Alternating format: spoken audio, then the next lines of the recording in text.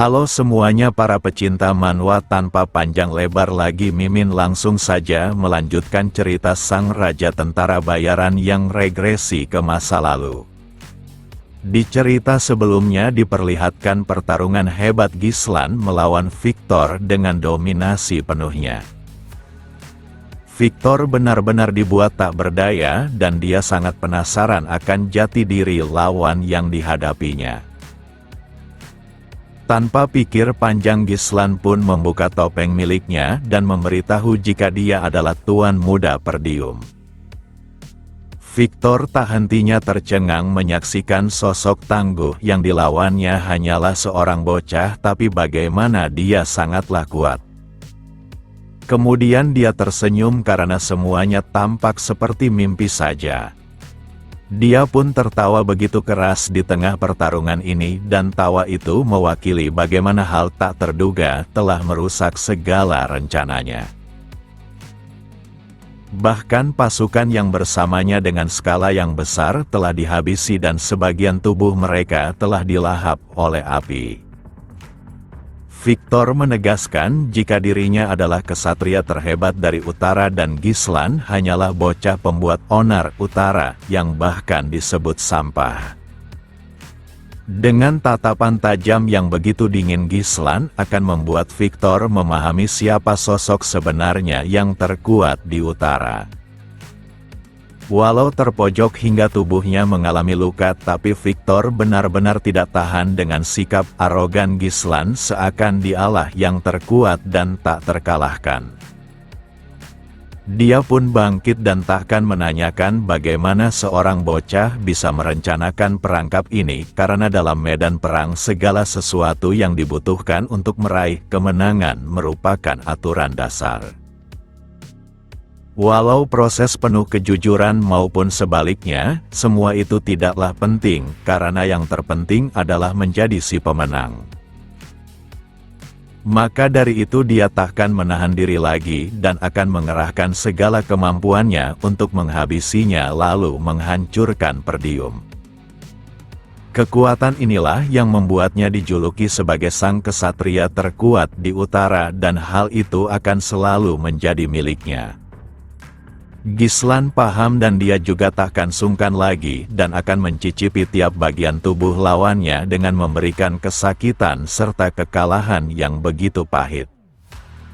Maka dari itu dia meminta Victor untuk maju, karena berbicara seperti ini hanya akan membuang waktunya. Walau kemenangan hampir sepenuhnya diraih dengan dominasi mutlak, tapi semuanya takkan berakhir sebelum Victor benar-benar dikalahkan. Semua orang yang mendukung Perdium telah berjuang dengan mengerahkan segalanya, dan Gislan takkan mengecewakan mereka. Di tengah kobaran api ini hanya satu yang akan menjadi pemenang, dan salah satu dari mereka harus dikirim ke alam baka. Tanpa peringatan lagi keduanya pun melesat maju dengan saling menabrakkan kedua pedangnya. Mereka berdua memahami satu hal, jika lengah berarti kematian, karena keduanya adalah spesialis dalam menghabisi lawannya. Bagi Victor, dia telah melewati banyak pertempuran serta peperangan, tapi untuk pertama kalinya dia menemukan lawan yang sangat pantas. Dia juga menganggap pertarungan ini hanyalah sekedar permainan yang akan memuaskannya setelah sekian lama menjadi yang terkuat di utara. Serangan yang dilancarkan Victor jauh lebih tajam dibandingkan sebelumnya, bahkan dia tampak lebih ganas. Meski begitu dia belum berhasil menggores tubuh Gislan, karena semua teknik berpedangnya diatasi. Saat Gislan mencoba mengincar kepalanya, maka Victor akan menahannya sekuat tenaga. Walau dia tak paham bagaimana seorang bocah menjadi monster seperti ini, tapi dia harus mengalahkannya apapun yang terjadi lalu menghancurkan Perdium. Di sana dia terus agresif dengan memaksa Gislan terus mundur tiap dia menerima satu serangan. Hanya saja saat ingin melancarkan serangan berikutnya, Gislan mencegahnya dengan kaki miliknya. Tak hanya sekedar memblokir pergerakan lawannya, tapi Gislan juga akan memanfaatkannya. Dengan jarak seperti ini, maka Gislan akan membutuhkan waktu mengayunkan pedang sehingga dia memilih cara lain. Di mana kakinya adalah bagian tubuhnya yang terdekat pada lawannya. Dengan tendangan itu, maka Victor mengalami luka, bahkan hampir saja kehilangan kesadarannya.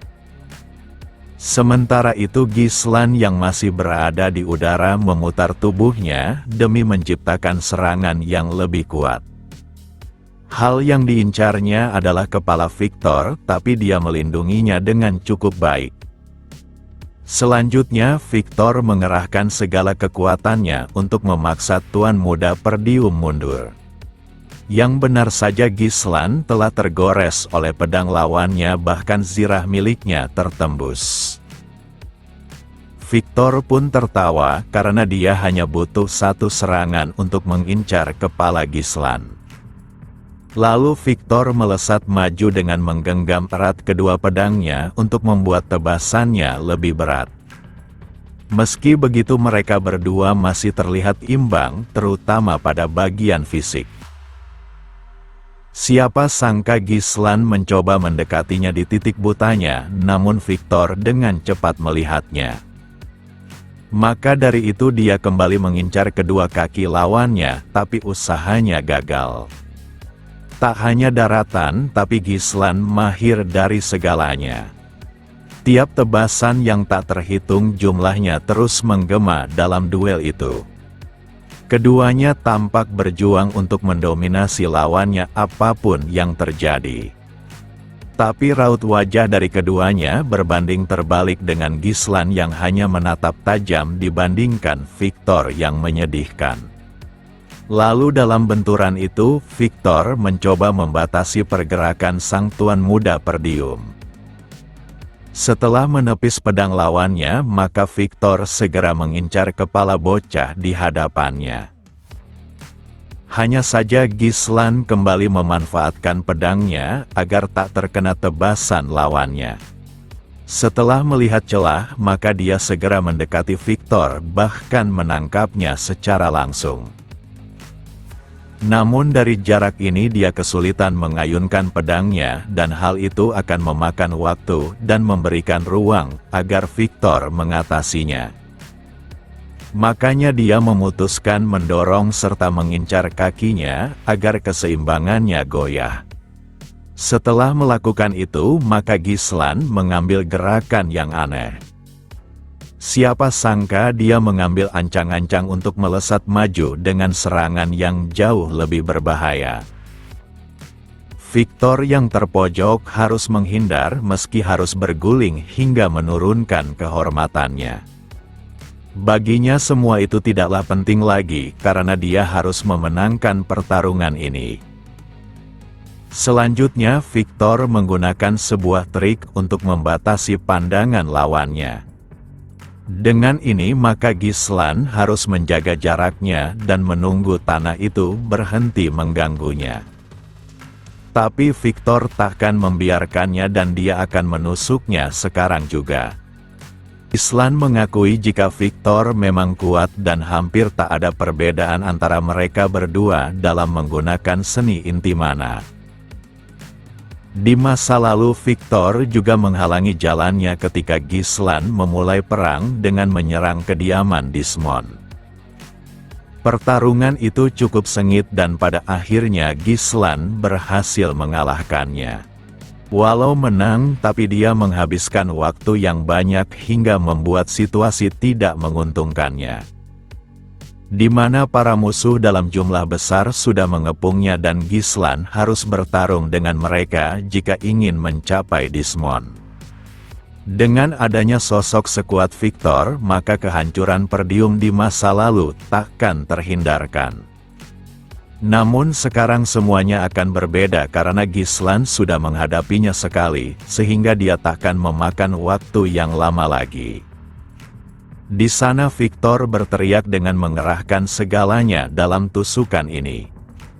Sementara itu Gislan akan memastikan siapapun musuh yang mengincar Perdium hanya akan menemui kematian. Dalam serangan ini, pedang siapa yang akan lebih cepat adalah pemenangnya. Yang benar saja Victor telah tertusuk oleh pedang Gislan hingga menembus tubuhnya. Victor tak menyangka jika dirinya akan kalah oleh seorang bocah, bahkan Gislan tampak begitu santai melawannya. Yang benar saja dalam adu tusukan ini Gislan berhasil lolos dari kematian berkat momentum yang diciptakan oleh tangannya dengan membelokkan arah pedang lawannya berbanding terbalik dengan Victor yang hanya fokus menguatkan serangannya dengan kedua genggaman tangannya. Dia pun tergeletak di sana tanpa bisa berbuat apapun lagi. Walau belum mati tapi dirinya telah sekarat dan tak ada yang bisa menyelamatkannya. Titik vitalnya telah hancur, bahkan sampai akhir dia hanya bisa menggores Gislan dalam satu serangan. Saat Gislan akan meninggalkannya dia ingin menanyakan satu hal. Dia benar-benar ingin tahu siapa sosok yang sedang dilawannya. Tuan muda Perdium yang diketahuinya adalah aib di tempat ini, bahkan dijuluki sampah tak berguna. Meski begitu fakta itu takkan berguna lagi dan dia tersenyum sambil mengatakan jika pertarungan tadi sangatlah menyenangkan, menunjukkan dia tak memiliki penyesalan karena seorang kesatria selalu siap akan kematian dan mati di tangan musuh tangguh adalah sebuah kehormatan. Gislan pun meninggalkannya dan Victor telah kehilangan nyawanya.